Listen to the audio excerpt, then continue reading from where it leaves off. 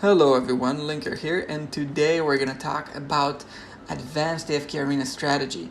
And a big aspect of AFKArena is filling in for your team's weak points. So today we'll talk about how to substitute missing parts of your composition to break through where others get stuck. A personal challenge of mine is competing in the Twisted Realm. As you've just seen, my source is not completely optimized, and the Twisted Realm actually requires very heavy optimization. So as I go over here, you'll see the Burning Brute has the leaderboard, and the top replay is always going to have this max signature item Saurus.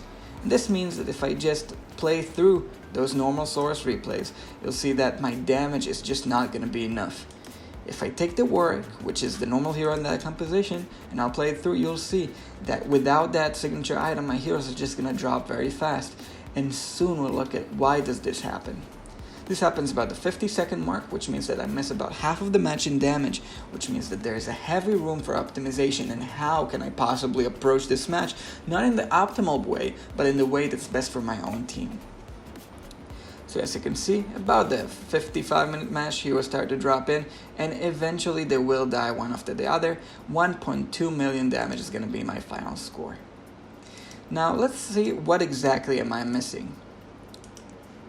My Saurus over here, his signature item, and you should pause the video just to get familiar with it if you don't know, heals all allies upon usage of tenacity.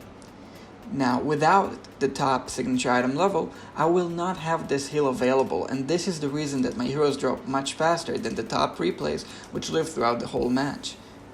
So if I go back to my guild, and I go back to the Twisted Realm, I need to think, how can I substitute for this issue? How can I take care of it? Who here can I remove to possibly heal more? And the right solution here, and I've tested it, is Warwick, because Cecilia is very crucial for her reducing damage. Twins are increasing damage by a lot, as is cancelling the ultimate is necessary, and Saurus is the damage dealer.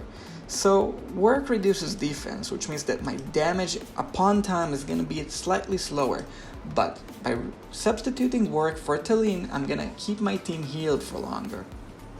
And by using that, albeit my damage is going to be lower in every specific second, I will sustain through the match, allowing me not to fight for those top spots, but claim slightly higher rewards for myself so that I can focus on what I really like, which is the campaign, with the Saurus signature item is outshadowed by others.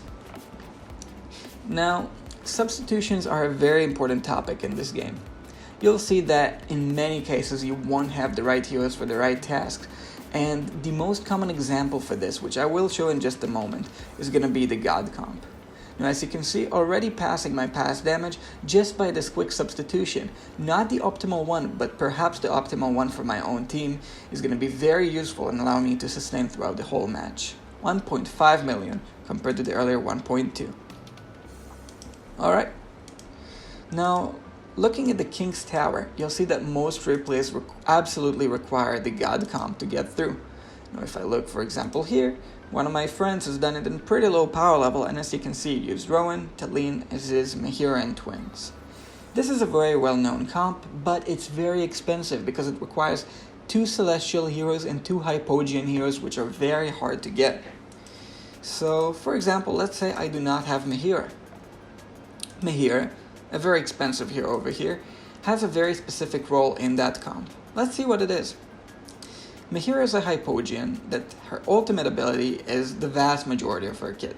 What she does is she charms all enemies at very unique abilities for 4 seconds, making them attack each other. Now, that has many roles. This is Team CC as well as team damage that scales off of the enemy's power. So this allows for mass damage to accumulate as the other parts of the comp get through. But there are substitutes for that role. And I'll let you think for a moment. Which hero here, and I'll give you a clue, the best one and the most common one is going to be a mage, can substitute for Mehira, allowing for Team CC while scaling off the enemies for damage? Now, if you guessed Tassie, you'd be absolutely right. It's the most common replacement. Tassie's Slumber does a lot of Team CC to the enemies. It dishes 5 seconds of sleep longer than Mehira, and while it does not deal area of damage, it does have the banishment, which scales off the enemy attack ratings as they grant it back to Tassie. So my solution for a specific stage actually did not use the most expensive unavailable hero, but in this case, I actually used Tassie instead. Take a look. She did do quite some damage, and as you'll see, she had quite some good ultimates in this match, but using her, I was a bit able to, without Mihira, get through that late game campaign stage just in time. It's going to be a very long match because Mihira's damage is not online, but Tassie is going to allow me to break through even at high level deficit, which is what we really like to see. Now, I'll talk over it for a second. As you can understand, there's various heroes and situations where this might fit or not fit. Here I was really lucky because despite the enemy heals and despite his dropping off at this point, I was still able to carry through with the right ultimates in the right times. Not all substitutions are going to be optimal, in fact most of them are not, but using the right substitution in the right time is going to allow you not to get the best possible composition to solve an issue, but rather the one that you can use to solve it, which will advance you farther in the campaign and I feel will make you a better player. And with that, there's one note that I want to make about the last video that I had. I did talk about how dodge and accuracy works.